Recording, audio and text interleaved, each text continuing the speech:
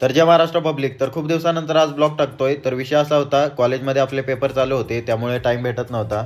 तर लोड नका घेऊ, आजपासून तुम्हाला डेली ब्लॉग बघायला मिळतील. तर आज आपला शेवटचा पेपर होता आणि खूप दिवसानंतर मी गावाकडे जाणार होतो. तर मी 12च्या ट्रेनने गावाकडे जाणार होतो. तर 11 वाजताच मी स्टेशनला येऊन थांबलो. तर 12 वाजता ट्रेन आल्यानंतर मी ट्रेनमध्ये बसलो. तर इथं बसायला सोडा, उभा राहायला पण जागा नव्हती. तर थोडा वेळ शोध लावल्यानंतर फायनली मला एक जागा भेटली. तर मस्तपैकी वरती येऊन निवांत बसून गेलो. तर 3.5 तासाच्या प्रवासानंतर मी फायनली सोलापूरमध्ये पोहोचलो. तर आता इथून आपल्याला अक्कलकोटला जायचं होतं. तर सगळ्यात आधी मस्तपैकी मी चहा घेतलं. तर थंडी तर खूपच लागत होती. अजून वरतून बसचा काही आता पत्ता पण नव्हता.